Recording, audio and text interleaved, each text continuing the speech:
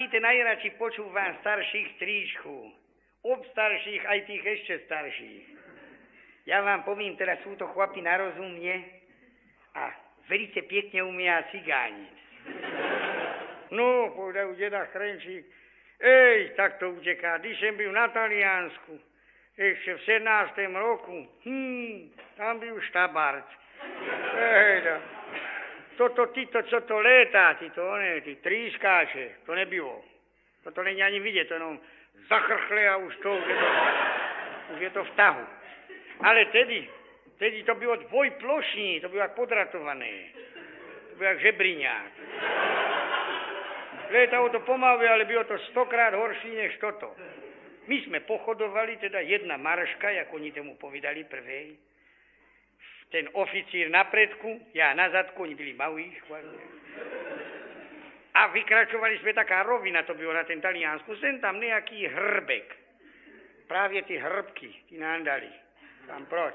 Byli tak prudké? Ne, z toho hrbku naraz vypálil ten avroplán. Ten dvojplošní. A žádné bomby z toho neházal. Jak nás zňátril, fúk sa nad hlavy, ten šofér trochu pribrzdil, a odpásal remeň a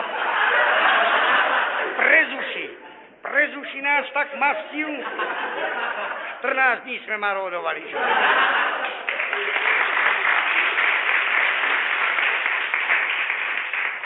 Povedali strýc Jan, povedal, my byli špeditérem. Pošpárali tekady ve sviete, povedal. Ja som byl chlapi na Sibíri, ale tam je zima. To není nic tady. To je nic, to je taky jenom jak když je priškrené jenom trochu. Ale na Sibíri. Deti moje, tam jak sme složili oheň, tak v ten moment ten plameň zmrzel. Sme ho půl hodiny rozmrazovali. A strýček Jožka povedal, ale čo? Ja som zas pošpáral dou v Africe a tam som byl, tak tam zas toto není jak tady. Tady ťa zetmýva, pomaly sa zetmýva. Co to je zatma? To je nic, tam sa naraz zetmí. Naraz sa tam lautr zetmí a to je taká tma, deti moje, že tam, když rožnete sírku, hned musíte rožať druhú, aby ste videli, jestli tá první svítí. Nie, také viety sa stávajú, ja vím, vám sa to zdá aj trochu divné, že? Ja vám to aj trochu cigánim, ale na to si aj zvyknete za chvíľu. Povedali si raz strýc Jan Prášek, povedajú, deti moje, ja som vám v tej Africe tiež byl. Ale teda, je to tam je to ohromné všetko. Tam vám sú vtáci, tí majú nohy jak kone. Znášajú vajce jak pivný súdek. Ohromné. Tam je to všetko velice veliké.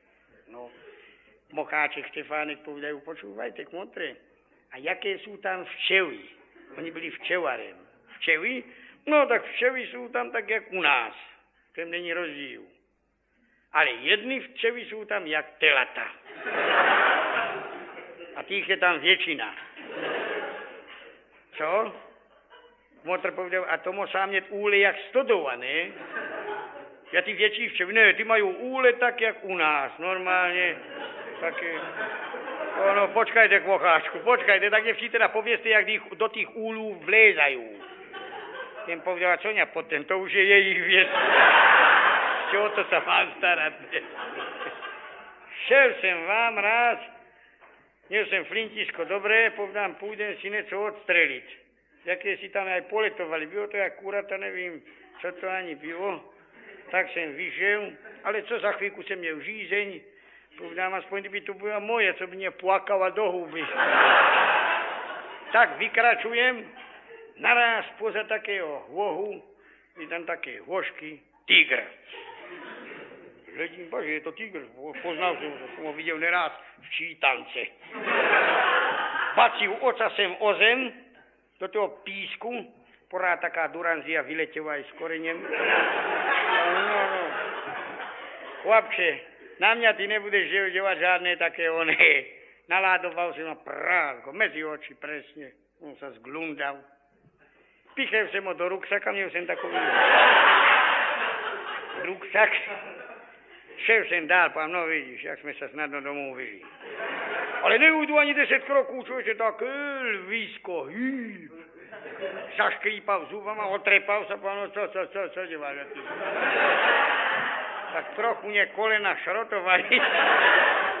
Opanoval som sa, naládoval som práz, medzi oči som ho masu príjmu. No žuche, navedíš. Neměl som sa kdy s ním rýpať, tak som ho pichev do rukšaka. Šiel sem dál. Deti moje, ja nevím, co to byl za deň, jakýsi pechový. Ujdeme jenom pár kroků, taký svon sa vyvalil jak stodova. Tak trúbil, tak jak hen deda horňák, hornista. No čo je, mňa ty chlapče nepostrašíš. Ty ma ušiskama pléskal, no jenom pleskni sem bližej. Vázo. Presne za ucho, jenom sa dou, tak jak stodova spadne, húkev. No, neměl som sa kdy s ním rýpať, tak ste už vyskočili k pocháček Franceka, povedal, počúvajte, kmotre, veď ste z toho svona pichli do rukšaka, tak vám jednu smíknem, uvidíte.